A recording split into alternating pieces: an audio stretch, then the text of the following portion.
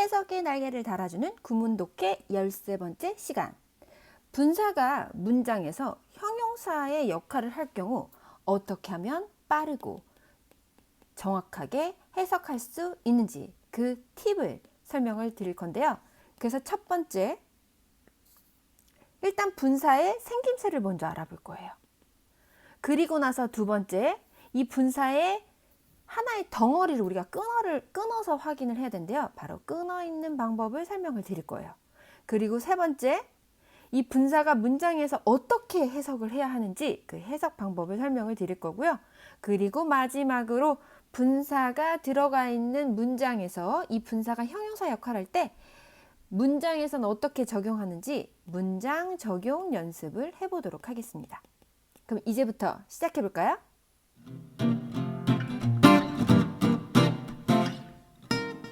첫 번째, 분사의 생김새인데요. 분사는요, 종류가 두 가지가 있어요. 첫 번째는 우리가 현재 분사라는 게 있고요. 두 번째는요, 과거 분사가 있어요. 현재 분사는 어떻게 생겼냐? 동사 뒤에 ing가 붙어서 생겼어요. 그래서 예를 들어서 고를 현재 분사로 바꾼다. 그러면 동사 원형에 ing를 붙여주시면 돼요. 예를 들어서 만약에 watch라는 동사에 현재 분사를 바꾸겠다. 그럼 동사 원형 뒤에 ing. 그래서 watching이 되는 거죠. 그래서 생김새를 보면 동명사랑 동일해요. 그래서 우리가 가끔씩 헷갈릴 때도 있는데 사실 동명사랑 분사랑은 엄연히 다른 애들입니다. 그렇다면 과거 분사는 어떻게 생겼냐? 동사 원형에 ed가 붙어요. 우리 동사에 세 가지 형태가 있어요. 예를 들어서 동사 원형 watch, 동사의 과거 형태 watched, 과거 분사 watched입니다. 지금 보면 아시겠지만 원형, 그리고 동사의 과거 시제, 그리고 과거 분사. 그래서 우리가 과거 분사라는 건 이 맨 마지막에 있는 바로 pp를 우리가 과거 분사라고 해요. 그래서 그럼 고의 과거 분사는 어떻게 되냐? 고 같은 경우는 불규칙이어서 동사 원형 고, 그리고 동사의 과거 시제 when, 그리고 과거 분사 gone. 그래서 여기선 gone이 바로 과거 분사, 우리 pp라고 하는 거죠. 그래서 과거 분사는 기본적으로 규칙 형태에서는 동사 원형 뒤에 ed가 붙겠지만 이렇게 불규칙 형태는 형태가 다를 수 있어요. 그래서 우리 과거 분사는 뭐라고 부르냐면 pp라고 불러서 동사 뒤에 이렇게 pp 형태라고 말을 합니다. 오케이, 그렇다면 우리 생김새를 봤는데요. 이젠 두 번째, 이렇게 현재 분사든 과거 분사든 얘네들이 나오게 되면 이걸 하나의 덩어리로 묶어줘야 돼요. 그럼 도대체 어디부터 어디까지 얘네들을 묶어줘야 되는지 그거에 대해서 설명을 드릴 건데요. 일단 분사는 다른 준동사인 투부정사, 그리고 동명사, 그리고 현재 분사, 과거 분사를 다 묶어서 우리 분사.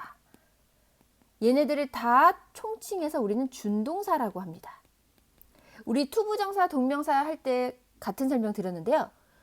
준동사들의 공통적인 특징이 첫 번째, 동사의 자리에는 올 수가 없다. 그래서 현재 분사, 과거 분사 둘 다 동사 자리에 올 수가 없어요. 그러나 두 번째, 동사는 아니지만 동사의 성질을 그대로 가지고 있다고 얘기를 했었어요. 그래서 현재 분사, 과거 분사도 동사의 성질을 그대로 가지고 있다는 거예요. 일단 현재 분사부터 설명을 드리자면 현재 분사 동사 뒤에 ing가 붙었어요. 예를 들어서 삼형식 동사 뒤에 ing가 붙으면 그 뒤에 뭐가 나와줘야 돼요? 목적어 그대로 나와줘야 되는 거죠. 예를 들어서 오형식 동사 뒤에 ing가 붙었어요. 그러면 목적어, 목적 보어가 나와줘야 되는 거예요. 그래서 단순히 현재 분사 ing만 현재 분사라고 보는 게 아니라 반드시 목적어까지 하나의 덩어리로, 그리고 오형식 같은 경우는 목적 보어까지 하나의 덩어리로 이렇게 묶어줘야 돼요. 그럼 과거 분사 보도록 할게요. 과거 분사는 현재 분사에 비해서 사실 조금 어려워요. 왜냐? 얘네들은 동사의 성질을 그대로 가지고 있다고 했는데 과거 분사는 어떤 성질을 갖냐면 바로 수동의 형태를 가지고 있어요. 얘네들은 수동의 성질을 가지고 있어요. 수동이라는 건 일단 반드시 3형식 동사 이상의 동사들, 즉 3형식 그리고 4형식, 5형식의 동사들이 그 뒤에 목적어를 쓰지 않고 주어 자리로 보내는 걸 바로 수동이라고 얘기했었어요. 그래서 3형식의 수동이다 라고 하면 그 뒤에 아무것도 없고 4형식의 수동이다 그러면 목적어가 하나 남고 5형식의 수동이다 라고 하면 목적 보어가 남죠.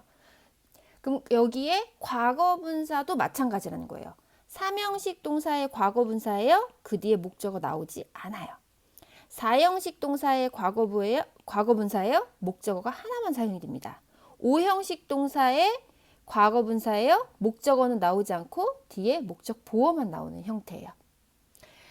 얘네들은 동사의 성질을 그대로 가지고 있어서 묶어줄 때 이렇게 4형식도 뒤에 5형식도 목적 보어까지 이렇게 묶어줘야 돼요. 그렇다면 스텝 3. 그럼 이 분사들을 어떻게 해석할 것인가에 대한 설명인데요. 분사가 무슨 역할을 하는지 그 역할에 따라 해석을 해주시면 돼요. 일단 분사의 종류는 아까 크게 두 가지라고 했어요. 현재 분사 그리고 과거 분사. 근데 종류에 상관없이 현재 분사든 과거 분사든 하는 역할은 공통된데요. 그게 바로 첫 번째 형용사의 역할, 그리고 두 번째 부사의 역할입니다. 형용사의 역할을 할 때와 부사의 역할을 할 때 해석이 달라져요. 근데 오늘은 형용사 역할을 할 때만 설명을 드리도록 할게요.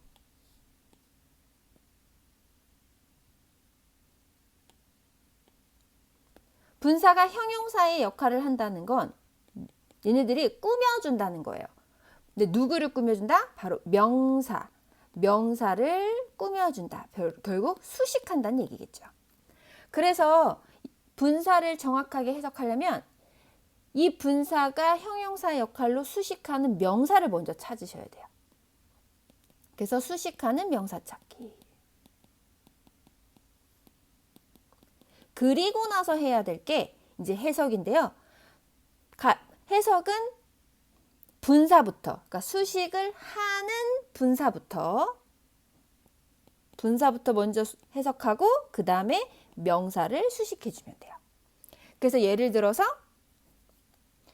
수영하는 강아지 이렇게, 아니면 서울에 사는 남자 이렇게. 그래서 이거를 영어로 잠깐 보면 I love a guy living in Seoul. 이 문장의 구조를 보면 주어, 동사, 목적어, 여기서 분사, 그리고 이 분사가 바로 앞에 있는 명사를 수식해요. 그래서 이 분사가 수식하는 명사 찾았죠? 그리고 나서 해석은 분사 먼저 서울에 사는 남자 이렇게 해석하시면 돼요. 그래서 나는 사랑해요. 서울에 사는 남자 이렇게 해석하시면 돼요. 그렇다면 우리 네 번째 시간으로 지금까지 배웠던 것처럼 일단 분사의 생김새를 보고 분사를 찾고요. 그리고 두 번째, 얘네들을 끊어서 시작과 끝을 표시해 주시고요. 세 번째, 얘가 형용사 역할로 어떠한 명사를 수식하는지 그 명사를 찾아요. 그리고 나서 해석하는 연습을 해보도록 할게요. 여기에서 우리 분사를 한번 찾아볼게요. 여러분이 보고 이 conducting이 분사다 라고 생각하실 수 있는데요. 얘는 분사가 될 수가 없어요. 그 이유가 뭐냐면 앞에 by 보이시죠? 그래서 전치사 뒤에 나온 동명사입니다. 전치사 뒤에서 한 동명사이기 때문에 여기선 분사가 아니에요. 얘 말고 다른 준동사 중에 분사를 찾아주세요. 누굴까요? 그렇죠. 바로 여기 blinded입니다. 일단 동사 뒤에 ed가 붙었어요. 일단 과거 분사는 동사 원형, 그리고 동사의 과거, 그리고 과거 분사 이렇게 세 번째 형태라고 했는데 얘네들의 규칙이 동사 원형, 동사 뒤의 과거는 ed, 분사도 동사 뒤 ed라고 했어요. 그래서 이렇게 과거 분사는 동사의 과거와 동일하게 동사 ed가 붙죠. 그래서 blinded 얘가 바로 과거 분사가 돼요. 그렇다면 분사를 찾았어요? 그럼 시작과 끝을 표시해야 되겠죠?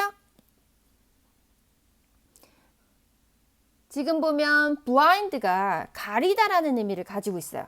근데 여기선 수동인 바로 과거 분사로 사용돼서 무엇을 가리는지 그 뒤에 목적어가 사용되지 않았어요. 그래서 얘는 혼자 blinded 이렇게 사용이 됐습니다. 그러면 얘가 형용사 역할을 하니까 얘가 수식하는 명사를 찾아야 되겠죠?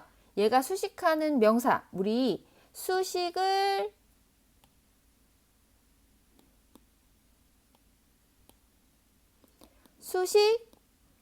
어가, 수식 받는 이걸 찾을 때 각각 수식어가 누굴 수식을 하는지 그 수식을 받는 단어를 찾을 때 힌트는 얘네들만 해석이 가능해야 된다고 말씀드렸어요. 그러니까 수식하는 애와 수식 받는 단어만 해석이 가능해야 된다. 의미상. 여기 보면 가려져 있는 실험. 말 되죠? 여기 보면 가려져 있는 명사가 하나 여기 this밖에 없어요. 이것. 지금 보면 아시겠지만 가려져 있는 실험이 더 문맥상 더 좋고요. 또한 수식을 하는 단어들은 자기가 수식하는 단어 옆에 있으려고 하기 때문에 더 가까이 있는 experiment, 바로 실험이 더 적합해요. 그렇다면 우리 이제 분사가 어떠한 명사를 수식하고 있는지까지 찾아냈어요. 그럼 이제 문장 전체의 끊어읽기를 파악하고 역할을 판단해 볼게요. 여기선 this가 주어, 동사는 조동사까지, 그리고 수동태. 그래서 동사는 어떻게 묶는다? 첫 번째 조동사, 두 번째 시제, 그래서 have 플러스 pp, be 플러스 ing 다 묶는다 그랬죠? 세 번째 부정어가 있다면 부정어까지, 네 번째 수동, be 플러스 pp도 다 동사를 묶으라고 말씀드렸어요. 그래서 동사는 can부터 avoid까지 묶고요. 전치사 나왔네요. 전치사 뒤에 동명사 사용됐어요. conduct, 뭔가 행하다라는 의미를 가지고 있죠. 여기서 ing가 붙었어요. 동사는 아니지만 동사 성질 그대로 가지고 있어서 무엇을 행하는지 뒤에 목적어. 그래서 이렇게 끊어줘야 되겠네요. 그래서 여기에 있는 애들을, 이 문장을 우리 크게 덩어리로 보자면